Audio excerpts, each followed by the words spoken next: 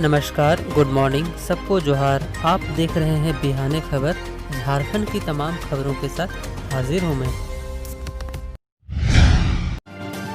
थम नहीं रहा है झारखंड में कोरोना का रफ्तार। बीते दिन झारखंड में आए कोरोना के 56 नए मामले। इसी के साथ झारखंड में कोरोना मरीजों की संख्या बढ़कर हो गई है 731। जी हां, झारखंड में कोरोना का कहर लगातार जारी है। बीते दिन जो 56 नए मामले आए उसमें रामगढ़ के 20, धनबाद के 17, रांची से 6, जमशेदपुर से 5, हजारीबाग से 4, गढ़वा से 1, सरायकेला से 1, बोकारो से 1 और पलामू से 1 नए कोरोना पॉजिटिव मिले हैं। हालांकि कोविड-19 से स्वस्थ होने वालों की संख्या भी बढ़ रही है।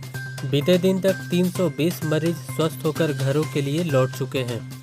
बात एक्टिव केस की करें तो अभी झारखंड में कुल 387 एक्टिव केस रह गए हैं। कोविड-19 के बढ़ते खतरों को देखते हुए रांची विश्वविद्यालय प्रशासन ने लिया बड़ा फैसला।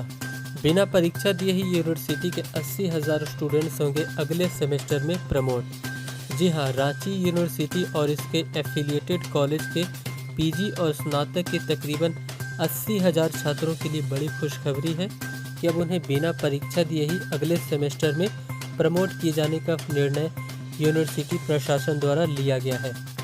इसके अंतर्गत छात्रों को उनके मिड सेमेस्टर के इंटरनल और एक्सटर्नल परीक्षा में मिले अंक के आधार पर प्रमोट किया जाएगा। हालांकि जो विद्यार्थी फाइनल सेमेस्टर में होंगे उनके लिए परीक्षा देना अनिवार्य होगा। इस मसले पर कोविड-19 सेल की एक अहम बैठक में विश्वविद्यालय प्रशासन द्वारा प्रस्ताव को मंजूरी दे दी गई है। बढ़ते हैं अगली खबर की तरफ।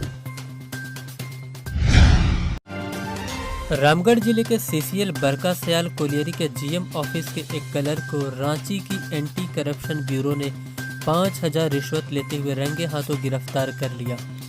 पकड़े गए क्लर्क का नाम महफूज आलम है, जो सीसीएल के एक रिटायर्ड कर्मी के परिजनों से कंपनी के पैसे निकलवाने के एवज में रिश्वत की मांग कर रहा था, जिसकी शिकायत एसीबी को मिलने के बाद टीम ने घूसखोर क्लर्क को अरेस्ट कर जेल भेज दिया।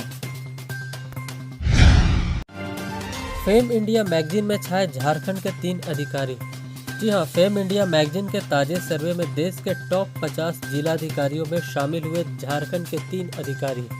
ये है रांची डीसी राय महिमापत रे, रामगढ़ डीसी संदीप सिंह और देवघर डीसी नैन्सी सहाय।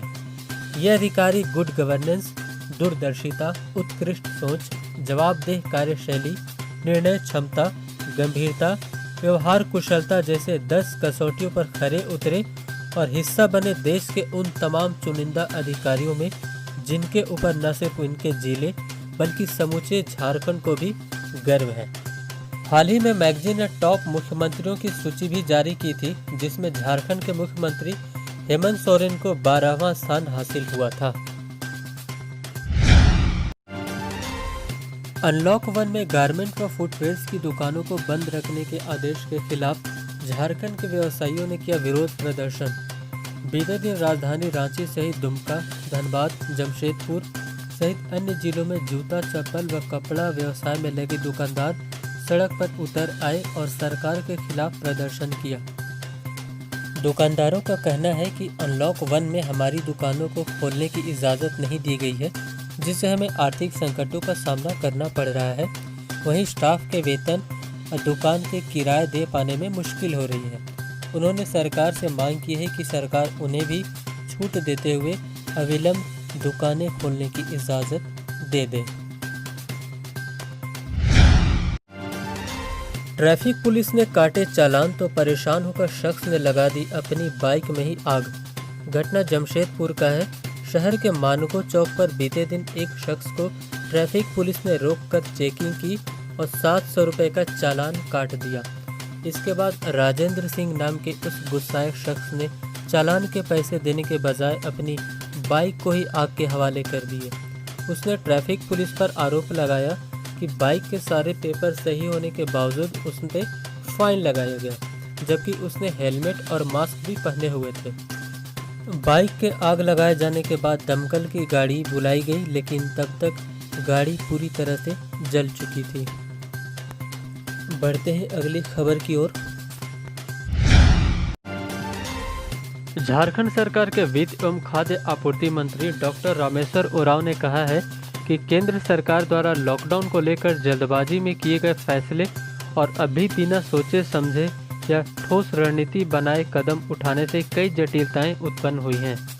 डॉक्टर उरांव ने कहा कि लॉकडाउन 5 में केंद्र सरकार की ओर से कई रियायतें देने की घोषणा की गई है और इसकी जिम्मेवारी राज्य सरकारों पर सौंपी गई है।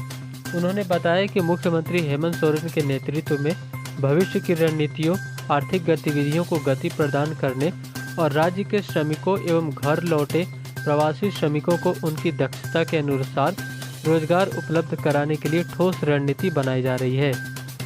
उन्होंने कहा कि लॉकडाउन के कारण राजस्व संग्रहण की गति में धीमापन आया है।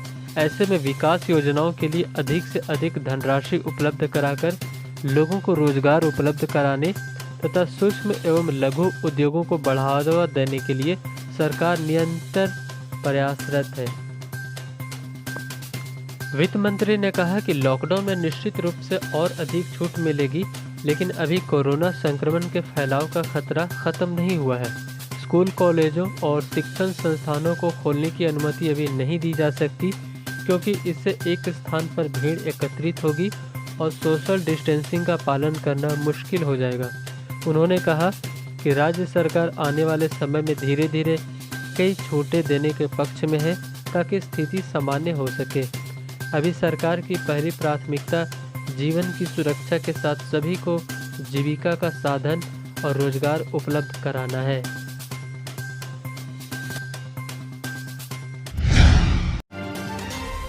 झारखंड एकेडमिक काउंसिल ने बीते दिन कक्षा 9वीं के रिजल्ट घोषित कर दिए, जिसमें लगभग 97% विद्यार्थी पास हुए हैं। झारखंड एकेडमिक काउंसिल द्वारा 9वीं के नतीजे मंगलवार को घोषित हुए। शिक्षा मंत्री जगन्नाथ महतो ने रिजल्ट जारी करते हुए कहा कि 97.42% स्टूडेंट सफल रहे। इस बार कुल 4,17,000 विद्यार्थी परीक्षा में शामिल हुए थे, जिसमें 4,06,000 परीक्षार्थी उत्तीर्ण हुए। परीक्षा 21 और 22 जनवरी को ही हो गई थी।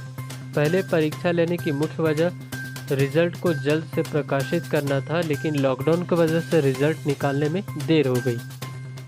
झारखंड एकेडमिक काउंसिल के सचिव महीप कुमार सिंह ने कहा कि रिजल्ट प्रकाशित होने के बाद स्कूलों में भीड़ लगाने की ज़रूरत नहीं है। सभी छात्रों को ऑनलाइन ही उनके ग्रेड की जानकारी मिल जाएगी।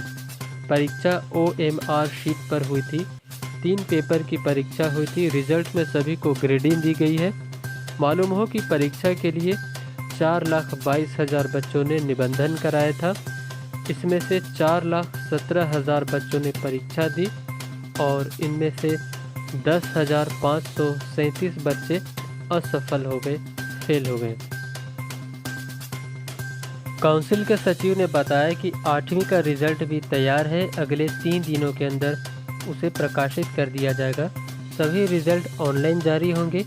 मालूम हो कि लॉकडाउन में रिजल्ट प्रकाशन को लेकर विभागीय अनुमति का इंतजार था, लेकिन कोविड-19 की स्थिति को देखते हुए काउंसिल ने लॉकडाउन के बाद ही रिजल्ट जारी करने का फैसला लिया। चाईबासा में पुलिस और नक्सलियों में मुठभेड़, सुरक्षा बलों ने की घेराबंदी। सोनुआ थाना क्षेत्र के उदालखम और सेलसुइया की पहाड़ियों पर मंगलवार शाम पुलिस और भाकपा माओवादियों के बीच मुठभेड़ की खबर है। इनमें दोनों ओर से करीब 40 से 50 मिनट तक फायरिंग हुई। हालांकि शाम हो जाने के कारण फायरिंग बंद हो गई। मुठभेड़ के बाद फिलहाल पुलिस का सर्च ऑपरेशन जारी है। जिले के एसपी इंद्रजीत महथा ने बताया कि क्षेत्र में सर्च अभियान के दौरान भाकपा माओवादी सुरेश मुंडा के दस्ते के साथ पुलिस और सुरक्षा बलों के बीच मुठभेड़ हुई है। इस दौरान भाकपा माओवादियों द्वारा पुलिस व सुरक्षा बलों पर फायरिंग की गई, तो पुलिस व सुरक्षा बलों द्वारा भी जवाबी कार्रवाई की गई। करीब पौन घंटे तक चली फायरिंग के बाद शाम को फायरिंग बंद कर दी गई। पुलिस और सुरक्षा बल के जवानों ने क्षेत्र को चारों ओर से घेर कर रखा है।